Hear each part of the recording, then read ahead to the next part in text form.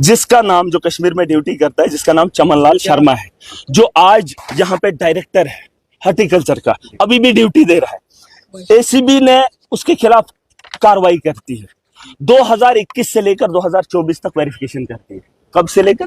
2021 से लेकर 2.5 करोड़ का घोटाला स्कैम साबित होता है। एसीबी जो है जेईडी को लिखती है कि हम इसके खिलाफ कार्रवाई करना चाहते हैं, और इसने जो है करप्शन करा है। 4 साल के बाद, 4 साल के बाद ये यहां से लेटर निकलता है जेईडी का 30/1/2025 को कि आप इस पे लीगल कार्रवाई कर सकते हैं, इसके खिलाफ एफआईआर कर सकते हैं। इसका नाम है चमनलाल, जिसने 2.5 करोड़ का हेरा फेरी कश्मीर के अंदर किया है जब वो चीफ हॉर्टिकल्चर ऑफिसर था। अब मुझे बताओ, उस आदमी को 2 महीने रिटायर होने को, कितने? 2 महीने। वो 2 महीने के बाद जब रिटायर हो जाएगा, उसके बाद एसीबी किस पे कार्रवाई करेगी? किस पे कार्रवाई करेगी? 2 महीने हो गए, सीबीआई कार्रवाई क्यों नहीं कर रही? जब उन्होंने खुद वेरिफिकेशन 4 साल की, खुद उन्होंने रिटर्न में लिखा हम इसके खिलाफ अब कार्रवाई करेंगे, हमें सच्चाई पता चल गई, तो कार्रवाई क्यों नहीं हुई? 2 महीने के बाद वो जब रिटायर हो जाएगा, फिर उसके खिलाफ कौन पूछेगा? कानून एक गरीब के लिए है। ये जो तानाशाह यहां पर बैठे हैं, जो लड़के सड़कों पे पिट रहे थे, उनको लूटने वाले भी यही ऑफिसर्स हैं। अब मुझे बताओ, इनके गरेबा तक हाथ कौन डालेगा? कौन डालेगा? कौन डालेगा उन जालिमों के खिलाफ हाथ, जो हाथ मेरे मजलूम को कुचलने का काम करते हैं? है कोई ऐसा हाथ? क्या इस हाउस के अंदर वो ताकत है? वो सवाल हमने पूछा। इस हाउस के अंदर अगर वो ताकत नहीं है, तो इस हाउस के अंदर महराज की कोई जरूरत नहीं है। जिस हाउस से मेरे नौजवानों को इंसाफ नहीं दिया जाएगा, जिन नौजवानों को मैं सड़कों पे पिटते हुए देखता हूं, उनके आंसुओं को गिरते हुए देखता हूं, और इस हाउस से इंसाफ होते हुए नहीं देख सकता हूं, तो इस हाउस से मैं शर्मिंदा हूं, इस सरकार से भी शर्मिंदा हूं। और अपोजिशन के लोगों को बड़ी तकलीफ हुई, क्योंकि नाम चमनलाल शर्मा है। जब नाम चमनलाल शर्मा है, तो करप्ट लोगों को आप शेल्टर क्यों दे रहे हो?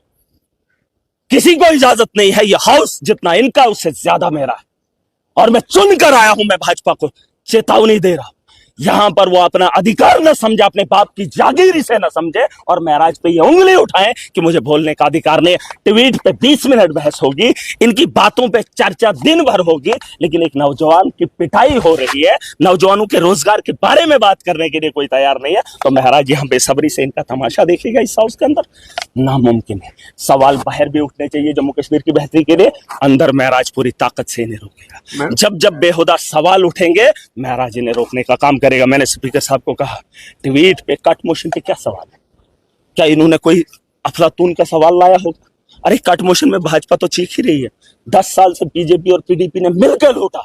आज सवाल सरकार से पूछ रहे हैं कि भाजपा के उस अलायंस के साथ, जिस अलायंस के साथ इन्हें अयाशी की है और जम्मू कश्मीर को लूटा है, कट मोशन में वही सवाल मैं पूछना चाहता हूं पीडीपी के। फिलहाल तो उनसे मैं बात ही नहीं करना चाहता, वो तो कैटेगरी के हैं ही नहीं, वो कैटेगरी में है ही नहीं।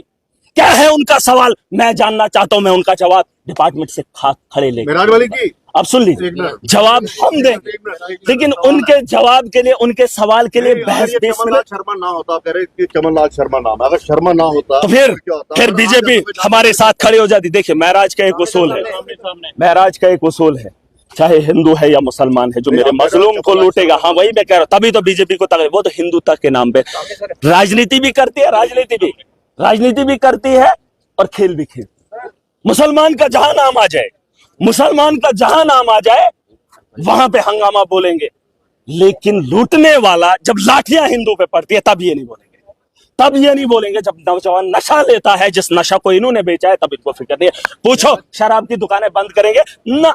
हमें नहीं करते, क्योंकि हिंदू तो पीता है, वो तो त्योहार में भी पीता, वो तो शादी में भी पीता, उसे तो लत लगाई है, उसे छुड़वाना नहीं चाहते हैं, ये तो शौक रखते हैं। भाई, पॉलिटिशियन का धर्म नहीं है, पहली मेरी बात सुन। पॉलिटिशियन का कोई धर्म नहीं है, चाहे वो मैं हूं या वो है, ना है, ना होगा, ना होना चाहिए। लेकिन ये जो राजनीति है, इससे वारंट के बारे में बात में, मुझे तो उसके बारे में इल्म नहीं, अभी उस पर भी बात करेंगे। कुछ लोग हमें सिखा रहे हैं, पहले तो राजनीति सिखाई है, अब कानून। देखिए, थ्रेट्स हैं, कुछ भी है, वो देखेंगे। मैं आवाम की लड़ाई ऐवान में लड़ूंगा, और मेरा केस आवाम लड़ेगा।